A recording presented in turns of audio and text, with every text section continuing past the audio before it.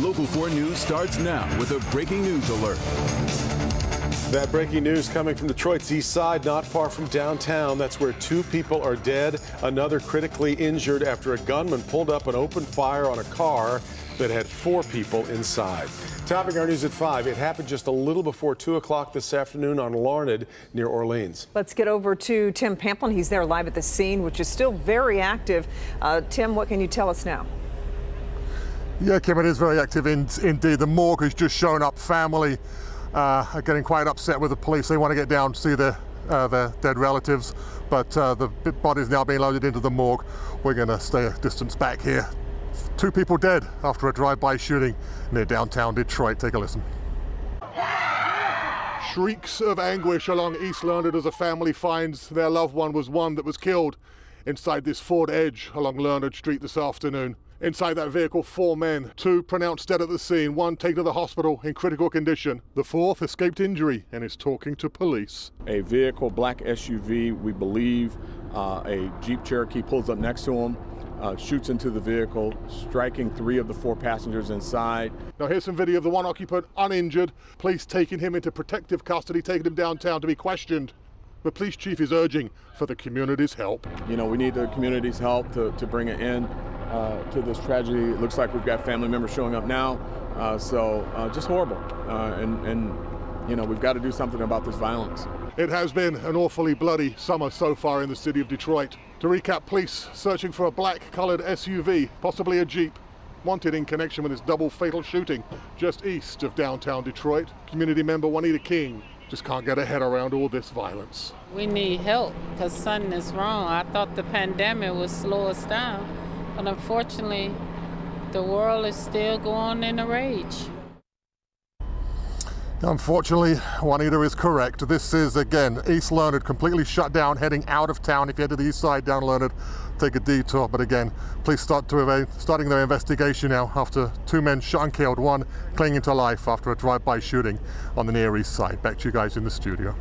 We'll keep updating that story, but also here at 5, sources confirmed to Local 4, police have now found the remains of retired DPD officer Stefan Hodo. His body was found in Stopel Park, right near the intersection of Outer Drive and Evergreen on the city's west side.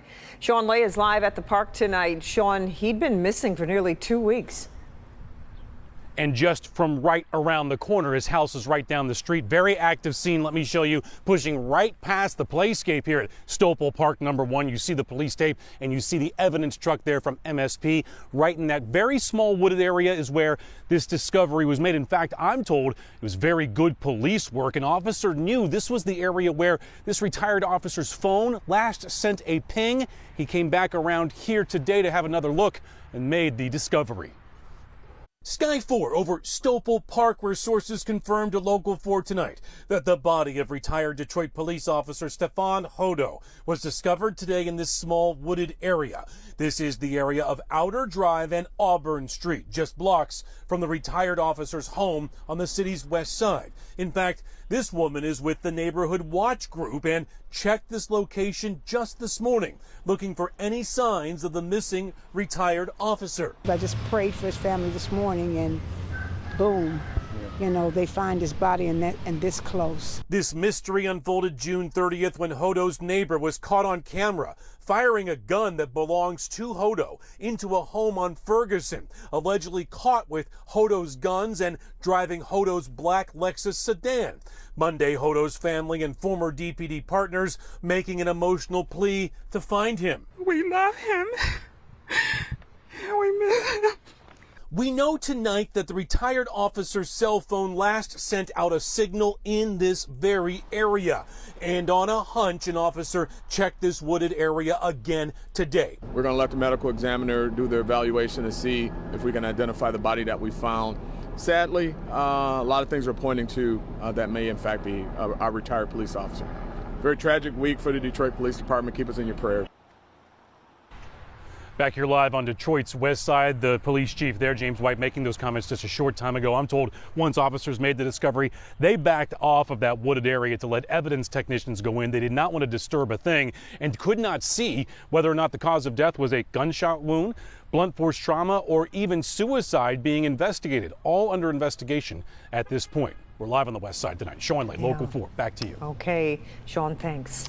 No matter how you shake it, it's a lot of money. Today, Governor Whitmer signed a $22 billion bipartisan education bill into law, largest of its kind ever in Michigan, goes well beyond just the classroom. Let's bring in Rod Maloney live tonight with more on where that money is going to go. Rod?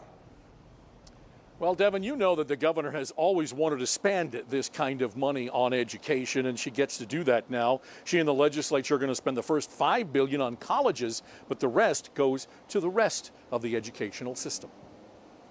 Governor Gretchen Whitmer traveled to Flint's Mott Community College today to sign what amounts to an historically large education budget. The bipartisan deal struck because Lansing is awash in COVID cash. The governor today saying, I'm grateful to my Democratic and Republican friends in the legislature for working with me to get this done. We crafted an education budget after countless conversations with parents and teachers and students and administrators and experts. Here's how it's parceled out. $19.6 billion goes to K through 12. On a per pupil basis, it's a record-smashing $9,150 this coming school year, $450 more than last year, and an overall increase of $630 million. It provides $214 in per pupil mental health spending. $500 million each will go toward what are known as supports, extra assistance for the economically disadvantaged, and special ed students. To attract new teachers, there's the Michigan Future Educator Fellowship included, offering $10,000 a year in tuition to aspiring teachers. And for the teachers already in the pipeline, outdoing their student teaching, a $9,600 stipend as an incentive to stay in the classroom. And finally, school buildings will get a near $500 million facelift, and community colleges will see $500 million more. House Republican Joe Bolino said today that while this is a great budget, let's not get used to this kind of spending in the future. It's an historic budget, but obviously in this budget, there's a lot of items that are one-time things that I don't see happening year to year to year the next 10 years. Well, there is $7 billion in COVID money left behind and left still to be spent. And in the meantime, the state is actually seeing higher revenues from things like online gambling, from marijuana, and from lottery taxes. And so that's helpful. But then again, there is inflation. So we'll have to see what all of this does to school budgets going forward. Devin, back to you. And Rod, that's just part of it, because so the education budget is now finished for the year. What are we hearing about the governor signing the overall state budget? Well, she's pretty happy about that, too. Bipartisan bill, and she's saying that she's probably going to sign that next week. We will stay following it. All right, Rod.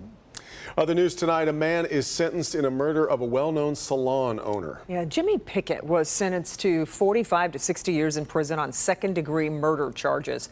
He killed Bashar Calabat in a motel room on 8 Mile in Detroit, then stole from him. Calabat was a well-known hairdresser from Bloomfield Hills. Investigators think he used a dating app to meet Pickett.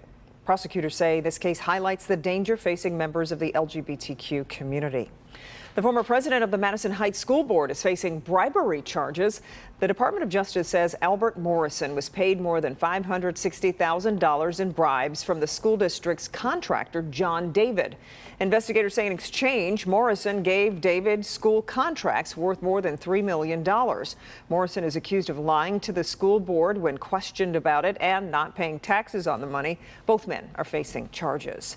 President Biden is in the Middle East, his first trip there since taking office. First up was Israel, where he reaffirmed his U.S. partnership with that nation. The two sides agreeing on the threat Iran poses, signing a joint declaration to keep Iran from getting a nuclear weapon. President Biden says he hopes Iran will rejoin the 2015 nuclear deal, but the U.S. and Israel differ in their approach to Iran.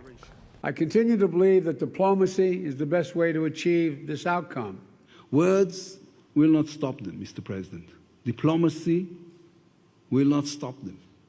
The only thing that will stop Iran is knowing that if they continue to develop their nuclear program, the free world will use force. President Biden will travel to Saudi Arabia tomorrow, hoping to encourage more oil production as gas prices remain high. But that visit drawing criticism because of recent human rights abuses in the country, including, of course, most notably the 2018 murder of Washington Post journalist Jamal Khashoggi. Ivana Trump, the first wife of Donald Trump, has died. Yeah, the family says she died at her home in New York City, but a cause of death has not been released. Ivana was Donald Trump's first wife and the mother to Donald Jr., Ivanka, and Eric Trump. In a statement, the Trump family called her a force in business, world-class athlete, and caring mother. She was 73. The grass hadn't been cut for months. A man living on Detroit's east side pleaded to anyone who'd listen to help get the city to step in and mow the lawn. Today it finally happened, and our Victor Williams was there. Well, you can tell from the plants stacked up on the side of the road that these workers are finally starting to make a difference on this property right here on Beneteau. You can see them working to clear the area out as we speak. And as you guys can imagine, Mr. Holloway could not be more happy. It looked much better. If 65-year-old Kenneth Holloway could, he'd be jumping for joy at the work the city has stepped up to do, cleaning and cutting the overgrown grass at the vacant home next door. I hope they continue, and I hope we can go a little farther if they don't respond on a court date, that they will go on and do what they have to do. The owner of the home is facing an upcoming court date and at least $1,000 in fines for the neglectful condition of the grass in the front and backyard. But Mr. Holloway says this is at least a start. We've been complaining about up and down the street with property out here. And the only way we have to get our community, our neighborhood back together, if we work together. Detroit Chief Enforcement Officer Jessica Parker says her department will be working on any other issues they can find as long as they're alerted. But the owner will face even more consequences if the necessary work goes undone. She'll get more tickets issued and she'll get a letter from the law department. And in the meantime, we contact our sister agency, GSD. They typically come out and they respond by removing the blight so that the community can feel like the city is here. Mr. Holloway is just so excited he'll soon be able to be comfortable in his backyard. He even sang for us. I was going to sing, "Girl, you make me feel real good." Now I want to thank Channel 4 for coming out and pushing this issue that I had.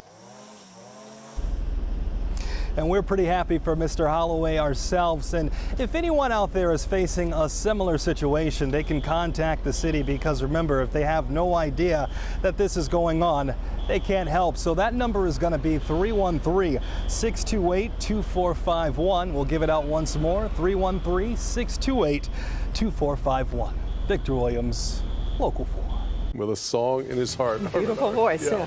We're off and running on a Thursday. Let's check in with Paul Gross. I tell you, it's been a beautiful day, and it is going to be a beautiful evening. If you're getting out the grill, this is one of those days you really want to do some barbecuing. We're going to be dropping through the 70s this evening. Light wind, plenty of sunshine. However, we have some changes to the weekend forecast. We've had to add a little more rain chances, and we'll talk about that straight ahead. They've been threatened. Their families have been threatened, often in graphic, violent images. Coming up, why the state isn't doing anything to protect our election workers and what can be done about it. They replaced thousands of dangerous pipes here in Flint, but they left behind big messes like this one all over the city, and the clock is ticking to get the repair work done.